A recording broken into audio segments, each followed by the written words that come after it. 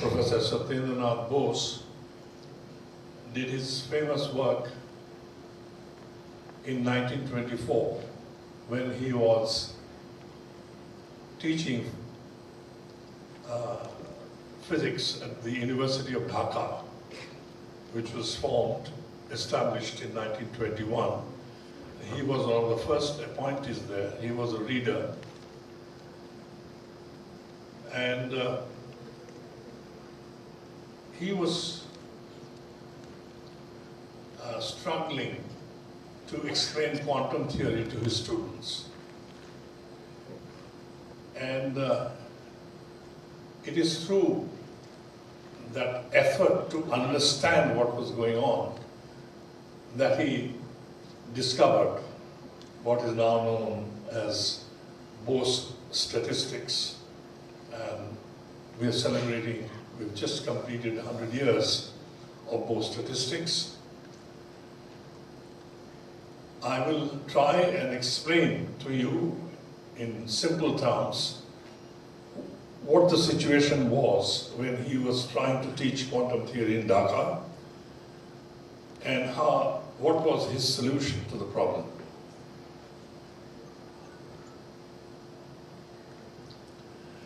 Incidentally, he was a child prodigy. Right from his childhood, he could recite Lord Tennyson, Kalidasa's Meghdootam, all by heart. And of course, he was extraordinarily gifted in mathematics. So when he was studying in the Hindu school, his mathematics teacher once gave him 110 out of 100. Because not only did he solve all the problems that were set in an exam, but he did some of them in several ways.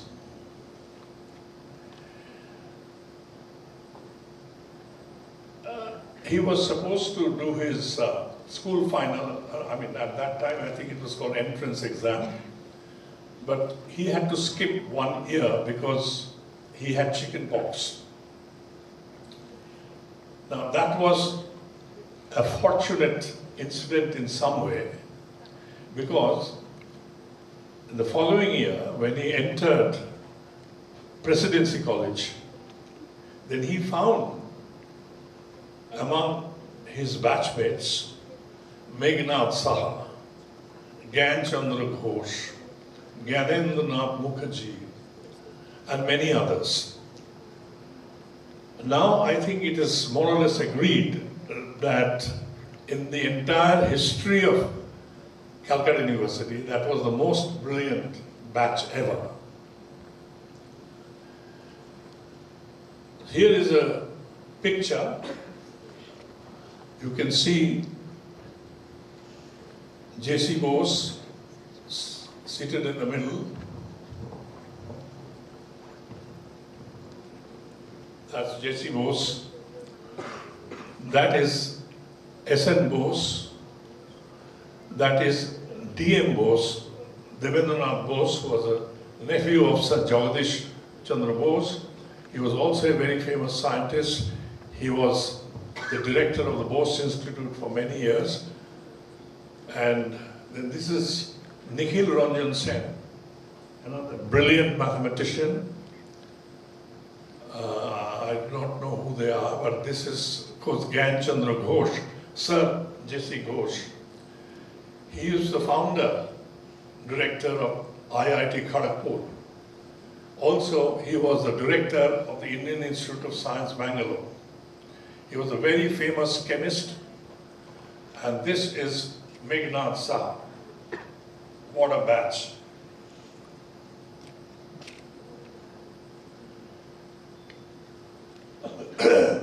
The problem that I will mention, which was worrying Professor Satyendra Bose, was connected with what is called black body radiation. Now, I presume most of you know what black body radiation is. What is a black body? It's a body which absorbs all the radiation that falls on it. Now, you can imagine a kind of enclosure, metal enclosure, and you heat that enclosure and you change the temperature, then inside there will be radiation which will be in equilibrium because you change it slowly, keep it constant at some temperature, and then at each temperature, suppose there is a little hole from which this radiation can come out, and you have detectors and so on, so you can find out the spectrum of that radiation. That is, how much energy is there in, you know that radiation has wavelengths. So it's various kinds of wavelengths, right, from very large wavelengths to very short wavelengths, a part of which we see as light. So experimenters had determined the spectrum of black body radiation. So that's what, sorry.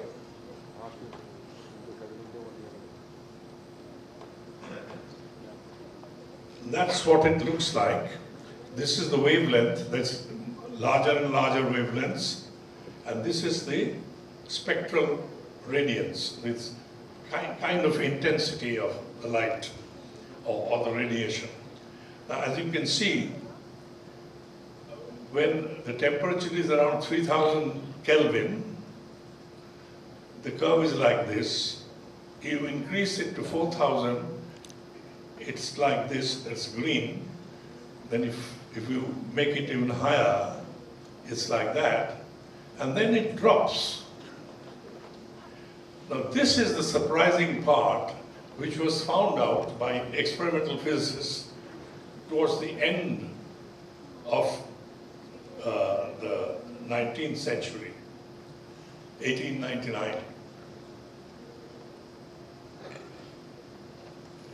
Before that, it was known from the classical theory of electromagnetism,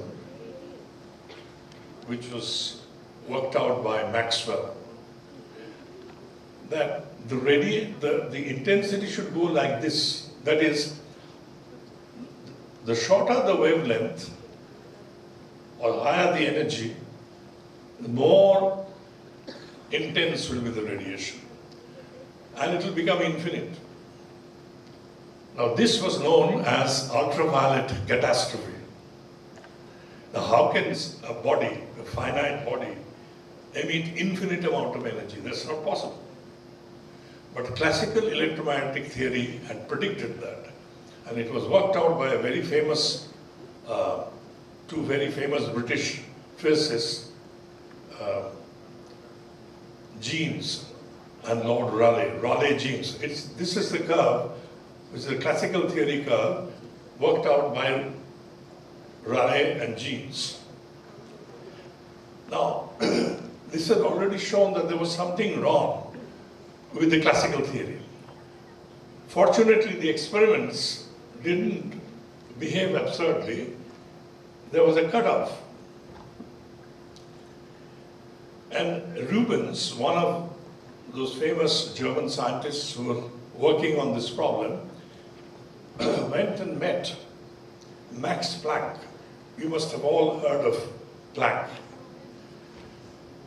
Sometime in December 1900, he had tea with Planck, and during their conversation, he showed him these curves. Now Planck was stunned. So after Rubens left, Planck thought for a while, and this is Planck. He wrote down this formula. This is the density of radiation of frequency nu at some temperature capital T. This is the absolute temperature. It's equal to 8 pi times the nu square of nu. C is the velocity of light, and then h nu divided by exponential h nu over kT minus 1. Now this h is a new constant which Planck had to introduce in order to have a formula that would fit all these curves beautifully. Now Planck was very unhappy because he had to introduce something which was not known in physics and he didn't know how others would take it. But it was an act of desperation for him because nothing else would fit.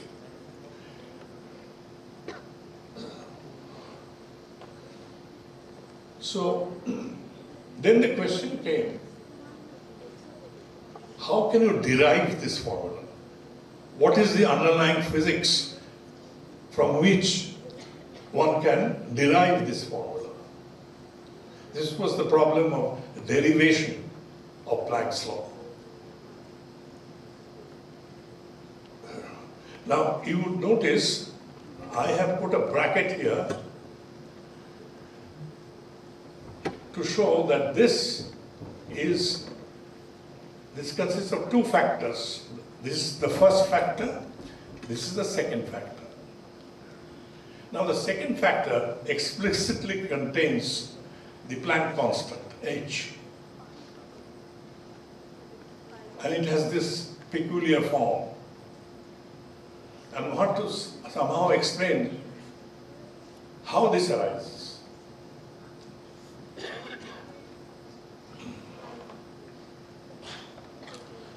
Now, in the meantime, before that, okay, Planck had given some kind of a hand-waving argument to indicate how that formula could arise. And he scratched his head for a long time, and he said that this indicates that there's nothing wrong with the electromagnetic theory,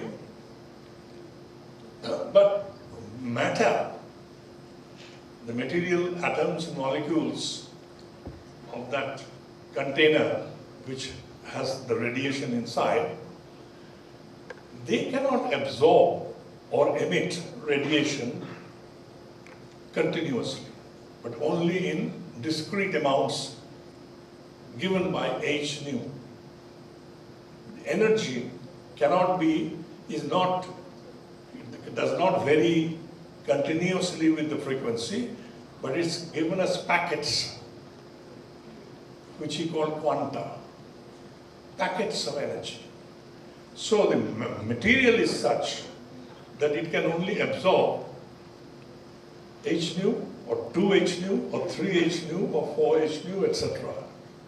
Nothing else. It also emits in the same way. So this, for the first time in physics, some kind of discreteness was introduced. This is the essence of quantum theory.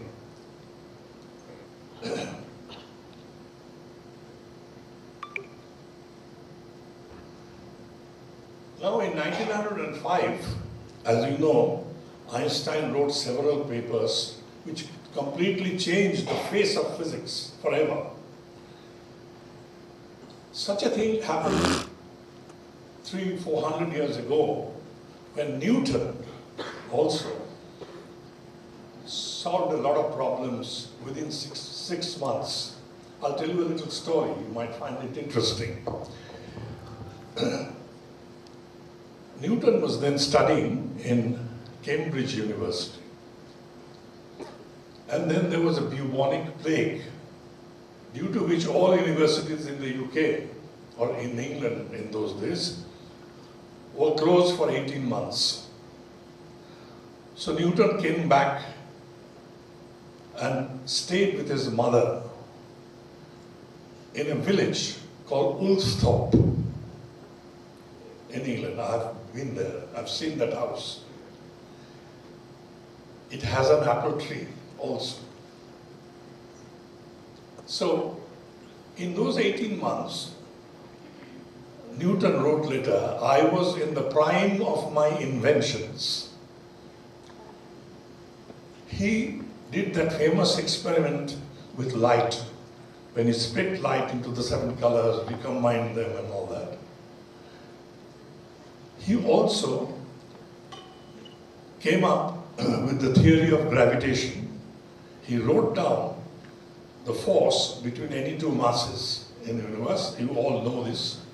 Some constant capital G times the product of the two masses divided by the square of the distance. He had done that.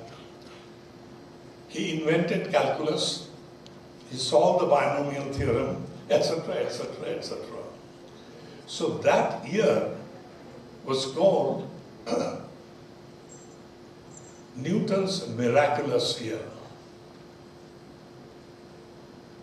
Now 1905 came to be known as Einstein's miraculous year because he wrote 5 papers in 1 year in which he proposed his theory of relativity, his theory of photoelectric effect, Brownian motion, etc. Fabulous. So he knew about Planck's hypothesis that radiation is classical, but the atoms and molecules are quantized. Now he did some statistical analysis and he came to the conclusion that this cannot be the whole truth. Light itself has to consist of packets of energy carrying the value h nu. That is, light, as you all know, used to be thought of as like it's a propagation of waves. If you throw a stone into a pond, then it creates ripples. So light is like that. It spreads as ripples. And there were certain experiments which confirmed that. Those of you who have done some physics would know the famous Young's double slit experiment where you can see interference of light. Now Newton used to think that light consists of particles. But that was rejected when these interference and diffraction patterns were found out. Actually, you can see diffraction straight away here. Just look at any of the light sources and bring your 2 fingers very close.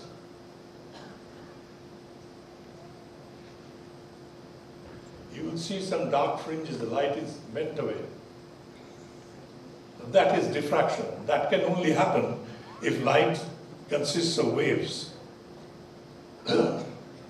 Now this crazy man Einstein, he said, it also should consist of particles, like a stream of bullets.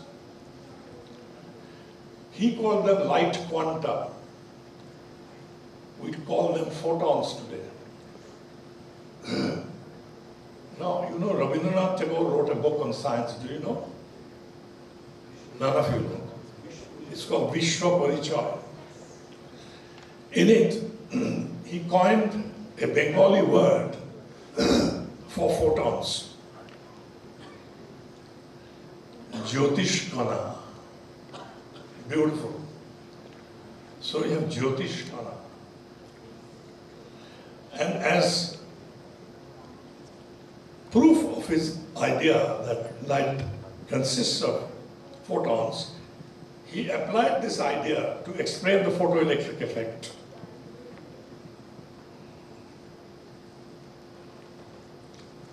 So when light falls on a metal, it immediately ejects electrons, so there is a current flow. As you know, this is applied all the time, everywhere today. Whenever you enter a supermarket or the airport, when you enter the glass door, it opens.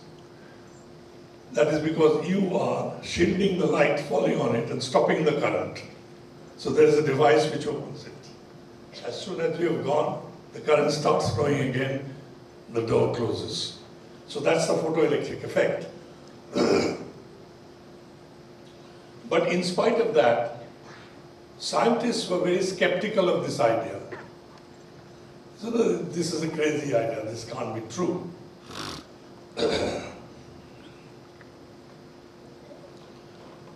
So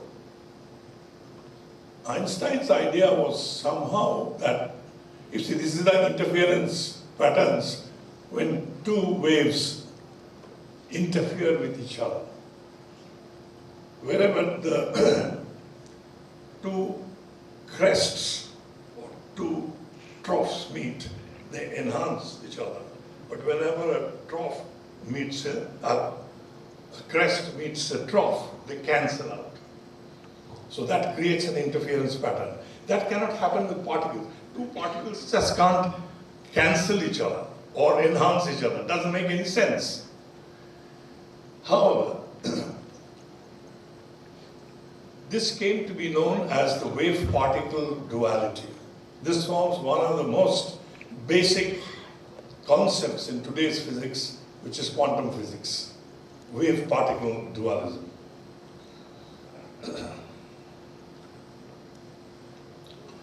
In 1923, Arthur Compton did some experiments which directly showed that X-rays, which are part of radiation, actually behave like particles. So here is some incident X-ray with a frequency nu, and then it hits an electron, say in a metal. So the electron gets a kick, that it carries away a little bit of energy and momentum from the incident radiation. So the radiation scatters off with a different frequency, which has to be less, because it has already lost some energy. So if the energy is h nu, then this will be h nu prime, which is less than h nu, and the difference is taken away by the electron. So this directly showed that somehow or other radiation, like X-rays, do behave as if they were particles. So this gave a big boost to Einstein's idea of the photon.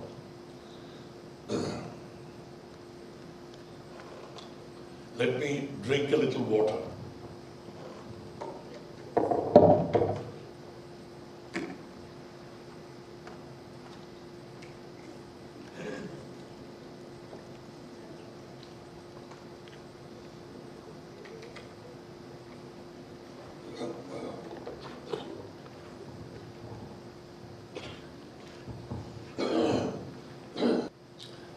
Meanwhile, various scientists were trying to give their own theoretical derivation of Planck's law.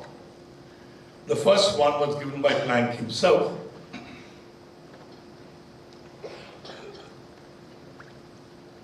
Then came Peter Debye in 1910, Einstein in 1916,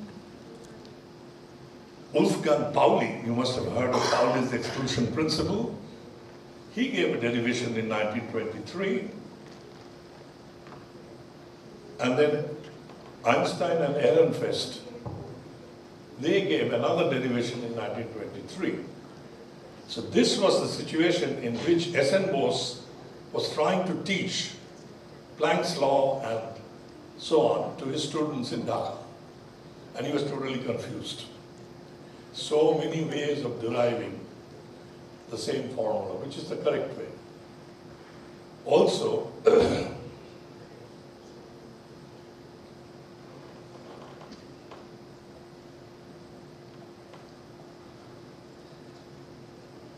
he was, you see, all these derivations that I mentioned took this factor from classical electromagnetic theory and then tried to derive this by assuming some form of quantization of matter. Various people gave various models of this quantization. Now, S.N. Bose found this logically unsatisfactory. I'm telling you all this because I had the great fortune of being directly a student of S.N. Bose, and I had a lot of discussions with him on this work. So he told me that what he didn't like was taking some part of this formula from classical theory and another part from quantum theory.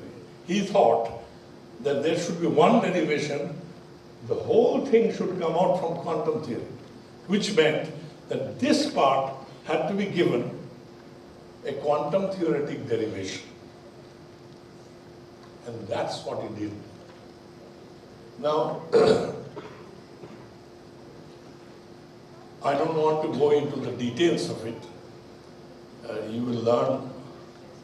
Unfortunately, you will not learn because this is never taught anywhere.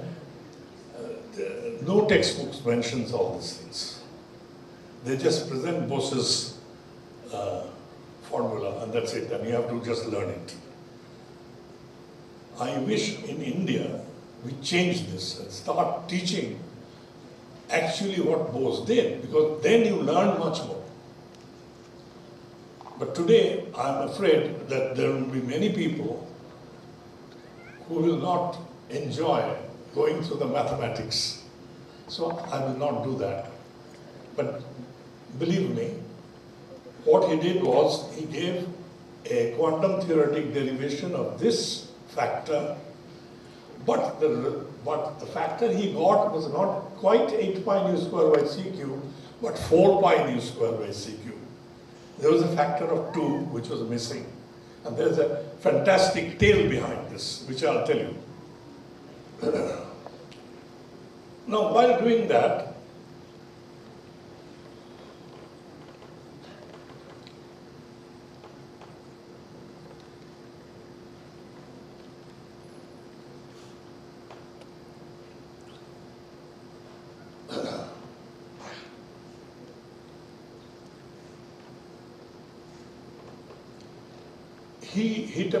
he showed basically that the photon, he was treating the radiation inside that enclosure, which was in thermal equilibrium, as a gas of photons.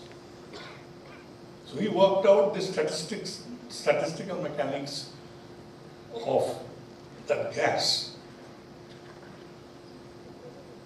And in doing so, he got a factor 4 pi nu square over c cube, not 8 pi.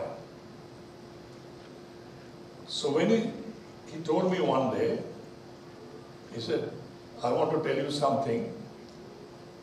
I said, before that, let me tell you that in trying to get this factor, he showed that these photons of Einstein were not like ordinary particles like billiard balls or cricket balls. Einstein had said that they should be like that. They should propagate independent of each other. He writes that very clearly. Now, Bose found that that will never give you Planck's law. If you want to get this factor, first factor, then the derivation shows that you have to have a new kind of counting method for those particles. I'll give you a simple example. Suppose you have two identical balls, two red balls. So if I put two red balls, if I swap the balls, do I get a new arrangement or not? You do. You do. For ordinary particles, you will get another arrangement of the two particles. Because you can follow the particles, right? You can think of some label A and the other one is B. Otherwise, they are identical. Swap them, then the arrangement AB gets changed to arrangement BA. So different. Bose said no. For photons, they will not be different. Here comes the concept of indistinguishability. Only then you will get this factor. And that's why Einstein was so delighted to get his famous letter. You know that he wrote a letter to Einstein saying, I have derived this factor purely from quantum theory. And then when he saw it, he was so impressed, he immediately translated the paper into German and got it published in Zeitschrift für Physik and wrote a footnote translator's footnote, saying, I consider this an important step forward, and I will show in future publications that this method of counting is also applicable to ordinary material gases. So that's why the statistics became known as Bose-Einstein statistics. Now about this factor of 2. Bose told me, and he told me never divulge it to anybody else, but today I'm divulging it to you. You might wonder why I'm disobeying my teacher. I'll tell you later. He said, you know, in my derivation, I got 4 pi instead of 8 pi. Now these are particles. So I said, the particles must be spinning, either in the direction of motion or opposite to the direction of motion. Then you'll get another factor of 2. Today we call this the photon spin.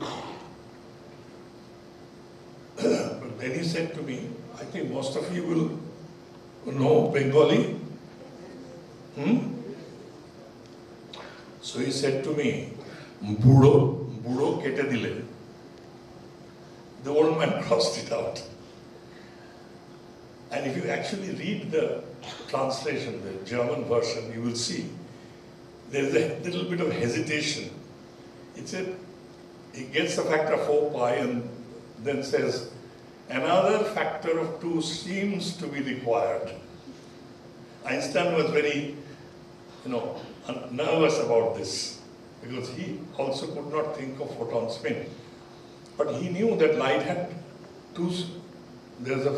light is polarized, right? You know, polarized light. So from that, you can get this factor of 2. And that's how it is written in the paper. Now, Professor Bose said to me, smiling, said, I can understand a particle I can understand the polarization of a wave. But tell me, what is the polarization of a particle? Doesn't make any sense. So the old man somehow slipped up. But anyway, later on, when we were preparing to celebrate the centenary of his birth, which was in 1994, we published 2 volumes from the S.N. Bose Center. One was the complete works of S.N. Bose, and the other one was about his biography and various English translations of many of his writings in Bengali. But Bose was not very systematic in keeping records. So we had to search a lot of journals to see where he could have published some paper. And I was going through old journals in the Indian Association for Cultivation of Science. And quite by accident, I opened a volume, 1931, Indian Journal of Physics. I don't think I have the copy here. And I saw a paper with the title, Experimental Determination of Photon Spin. Authors, C.V. Raman and S. Bhagavantam. I was absolutely stunned, and I started reading it. And then I was absolutely astonished, because they also refer to exactly the conversation I had with Bose. Bose had told them that this factor should come from spin. And they were doing these experiments to prove that Bose was right. And they did it. And when I found it, I said, my God, why did my teacher ask me not to divulge it? It's there in the public domain since 1931. Even today, I don't know why he was so secretive. Maybe because all this had become, forgotten. And he was so respectful of Einstein that he probably thought that I might start creating a dance and song and dance about it. He didn't want to do that. But today, I think it's my obligation to tell everyone that this is the actual history. So that one paper had two capital ideas: indistinguishability of fundamental particles, which forms the entire basis of quantum mechanics, and the existence of particle spin. Can you imagine? One paper, 4 pages. That's it.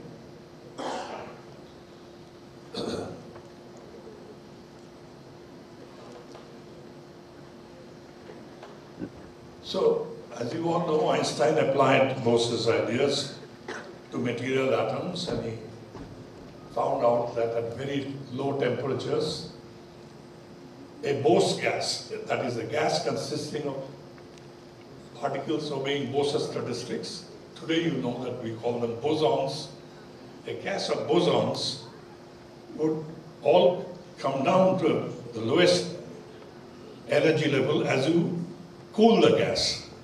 And that would be a completely new kind of matter, which we today know as Bose-Einstein statistics. I'll show you a separate video about it.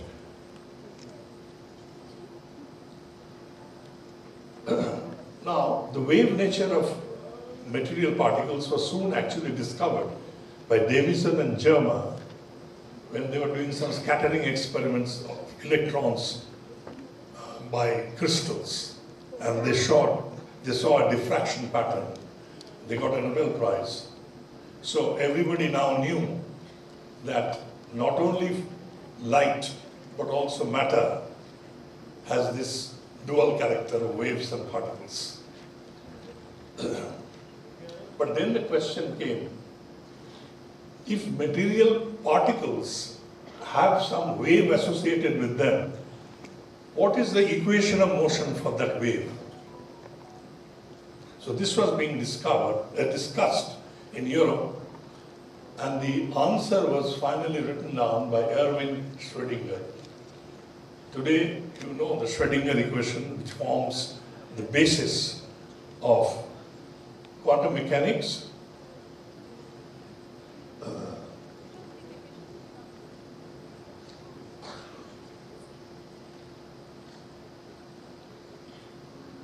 So this is Schrödinger, and there is a biography of Schrödinger by Walter Moore called Schrödinger, Life and Thoughts. If you look up page 188, you will see the statement, wave mechanics was born in statistics. So that is the great impact of that one paper S.N. Bose wrote in 1924 from a totally unknown place called Dhaka. Last year in November, Dhaka University celebrated that, and fortunately they invited me there. I went there. So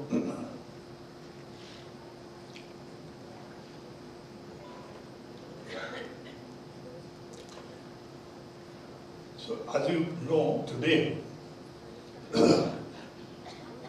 all fundamental particles can be classified either as bosons or fermions. So examples of bosons are photons, pions, kaons, W, Z, Higgs. And fermions are protons, neutrons, quarks, electrons, muons, and so on. Nothing else can exist in this world. So as one of our teachers said, that half the particles in the universe obey Bose.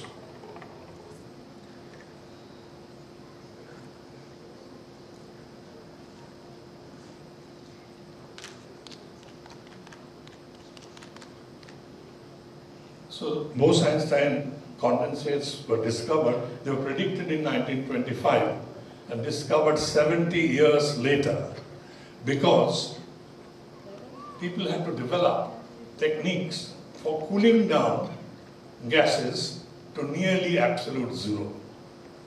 And they use something called laser cooling. I'll not go into the details, but those of you who are interested can read up.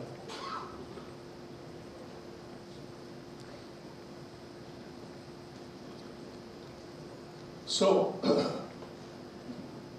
this led to what is called loss of identity. That means two particles are indistinguishable, so they lose their identity. I'll come to that. I'll show you a rather nice video. So now let me show you some photographs. You must have heard of P.A.M. Dirac, the famous physicist Dirac, who predicted antimatter, and the famous Dirac equation. So that's Dirac with Bose and Bose's student Purnima Sinha at the Botanical Gardens. Dirac came to Calcutta sometime in early 50s, and Bose and his students went in Bose's car to receive Professor and Mrs. Dirac at the Howrah station. So, you know Fermi statistics, right? That you cannot put two fermions in the same state. That's why matter is so hard. This is called the Pauli exclusion principle. And the Fermi statistics is called Fermi statistics, but it was discovered also by Dirac. So it's also called Fermi-Dirac statistics. And remember that you cannot put two fermions in the same state. Now what happened was, Bose and his students, very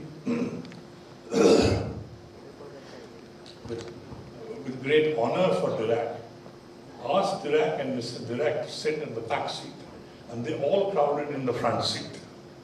So Dirac was mildly protesting. He said, some of you can perhaps come to the back. So Bose is supposed to have said, we believe in Bose statistics. We can all crowd into one state. You can't.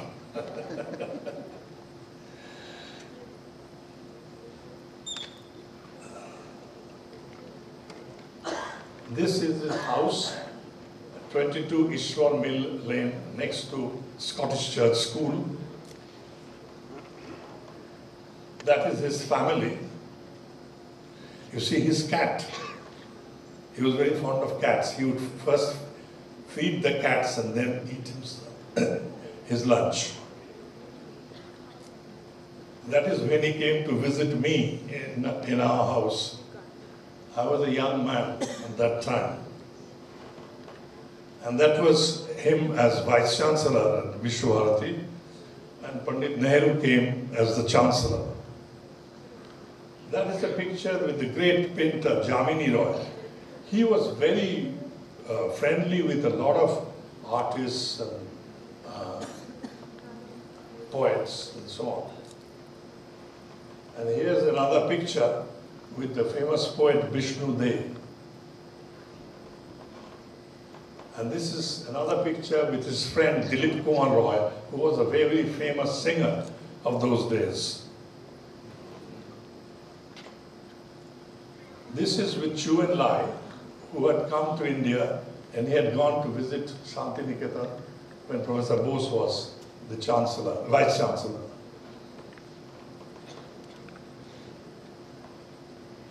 This is another picture in Shantiniketan. I think seated in somewhere in Amrukunju, probably. And this lady is Indira Devi Chaudharani, the daughter of Satyendra Nath Tagore, Rabindranath Tagore's elder brother.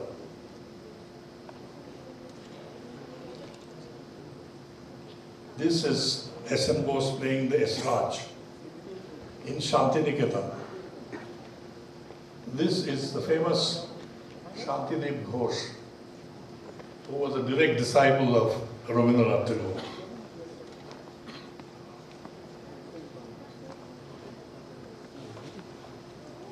This is a picture, you can see Prashanta Chandra Mahananavis, and this is the great Russian mathematician Kolmogorov. Today, whole of statistics, classical statistics is built on what is called the Kolmogorov theory. the great man had come at the convocation of the Indian Statistical Institute, where Professor Bose was the president or chairman. Incidentally, Bose and Mahalanobis, they were great friends from the college days. This is Bose in Paris. Another picture of him in Paris. Also another picture in Paris. This is with another great statistician of all times, Fisher. He had also come to the Indian Statistical Institute. That's Fisher. There's S.N. Bose, Prashanta Chandra Mahalanobis.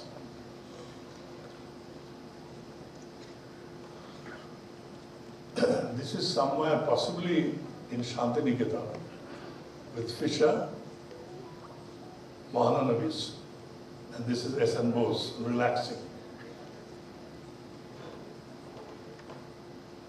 Okay, so that ends my talk. Now I would like to show you 3 short videos. One will be on superconductivity. Now, superconductivity, do you know what superconductivity is? That electrical, when you cool down with certain metals below a critical temperature, almost like absolute zero, then electrical currents can flow through them without any resistance. So they become superconductors. In the 1920s, quantum theory was emerging as the best hope of And superfluidity is also similar, where liquids like, say, liquid helium can flow through extremely small, narrow tubes, capillary tubes, without any viscosity. They lose their viscosity. So they are called superfluids. So we have superconductors, superfluids, and Bose-Einstein condensates. So I'll show you 3 short videos where you can see what happens, first of all, to a superconductor. If you cool down a conductor below a certain critical level by, say, pouring liquid nitrogen or whatever, liquid helium on it, it will become a superconductor. Now, a superconductor has a very special property. It expels magnetic fields. It's called the Meissner effect. So if you bring a magnet near it, the magnet will be repelled. Let's see that. So that's one. And then superfluids, as I said, it can flow through very, very narrow channels without any viscosity. And finally, the Bose-Einstein condensate. I'll show you 3 videos which explain or show you these effects so you can actually see with your own eyes how many applications are there of that one idea of Bose in 1924. It just permeates physics. It's one of the greatest contributions ever from this part of the world. So let's see them. understanding these strange phenomena. Its central idea was that atoms I'll give you superconductivity to that.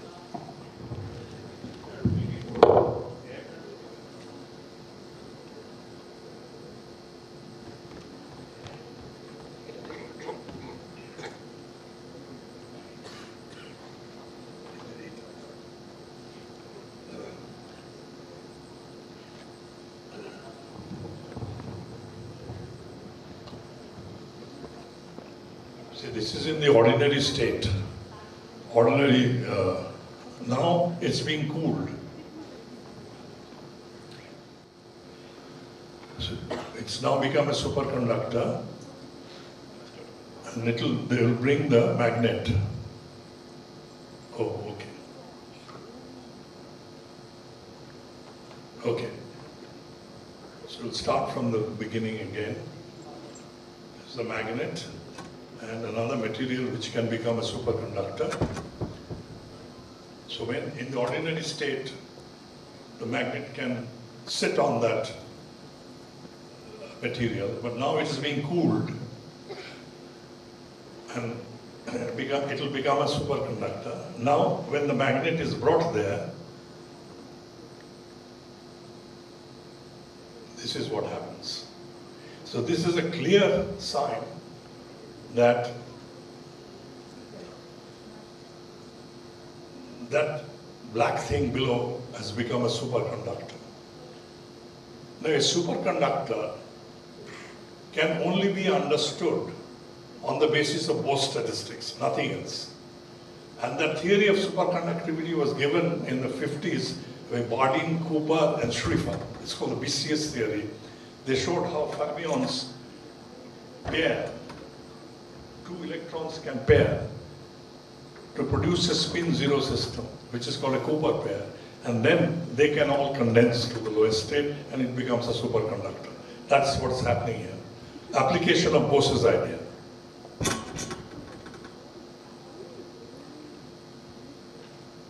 Now, if it's being allowed to cool down, heat up. So it will gradually drop. Now it has lost its superconductivity, so it's not expelling the magnetic field anymore.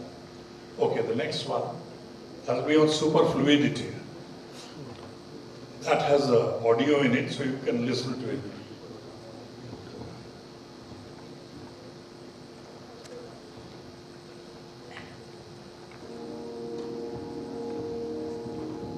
There were more surprises ahead.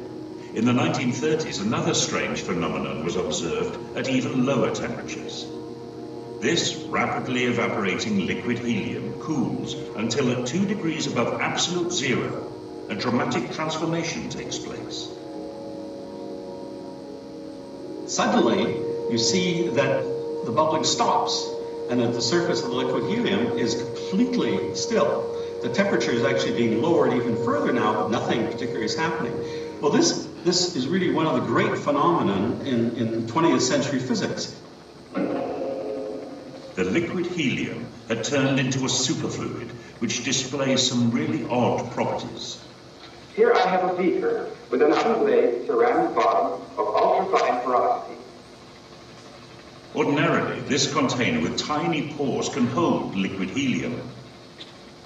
But the moment the helium turns superfluid, it leaks through.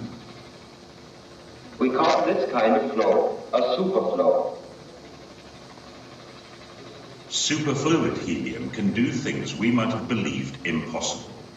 It appears to defy gravity. A thin film can climb walls and escape its container. This is because a superfluid has zero viscosity. It can even produce a frictionless fountain, one that never stops flowing. Superfluidity and superconductivity were baffling concepts for scientists. New radical theories were needed to explain them. And the radical theory is Bose-Einstein condensation. So both superconductivity and superfluidity are consequences of Bose-Einstein condensation. Now you see Bose-Einstein condensation itself and what it means. In the 1920s, quantum theory was emerging as the best hope of understanding these strange phenomena. Its central idea was that atoms do not always behave like individual particles. Sometimes they merge together and behave like waves. They can also be particles and waves at the same time. Even for great minds like Albert Einstein, this strange paradox was hard to accept. In 1925, a young Indian physicist, Satyendra Bose, sent Einstein a paper he'd been unable to publish. Bose had attempted to apply the mathematics of how light particles behave to whole atoms. Einstein realized the importance of this concept and did some further calculations. He predicted that on reaching extremely low temperatures, just a hair above absolute zero, it might be possible to produce a new state of matter that followed quantum rules. It would not be a solid or liquid or gas. It was given a name almost as strange as its properties, a Bose-Einstein condensate. For the next 70 years, people could only dream about making such a condensate, which has never been seen in nature. Matter can exist in various states. Atoms at high temperature always form gases. If you cool the gas, it becomes a liquid. If you cool the liquid, it becomes a solid. But under certain circumstances, if you cool atoms far enough to extremely low temperatures, they undergo a very strange transformation. They undergo an identity crisis. So let me show you what I mean by an identity crisis. When you go to low temperatures, the quantum mechanical properties of the atoms become important. These are very strange, very unfamiliar to us, but in fact, each one of these atoms starts to display wave-like properties. So instead of points like that, you have little wave packets like that moving around. It's really difficult for me to explain just why that is, but that's the way it is. Now, as you go to very low temperatures, the size of these packets gets longer and longer and longer. And then suddenly, if you get them cold enough, they start overlapping.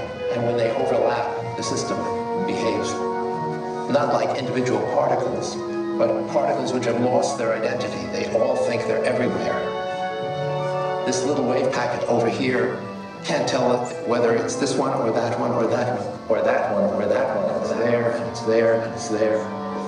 They're all in one great big quantum state. They're all overlapping. They're all doing the same thing. And what they're doing, to a good approximation, is they're simply sitting at rest.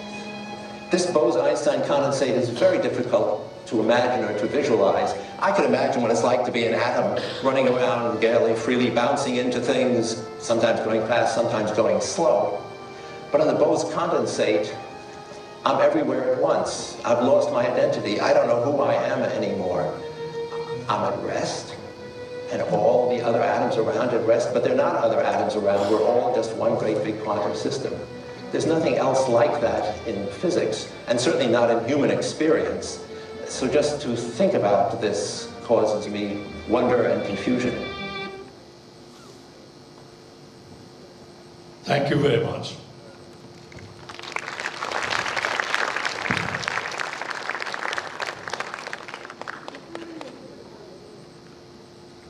Thank you very much, Dr. Partha Ghosh, for enlightening the entire crowd further with contribution of S.N. Bose contribution in the field of science. Thank you so very much. And also showing us some immortal pictures today. I would call on the stage Shaktipriya Patra to felicitate Sir with the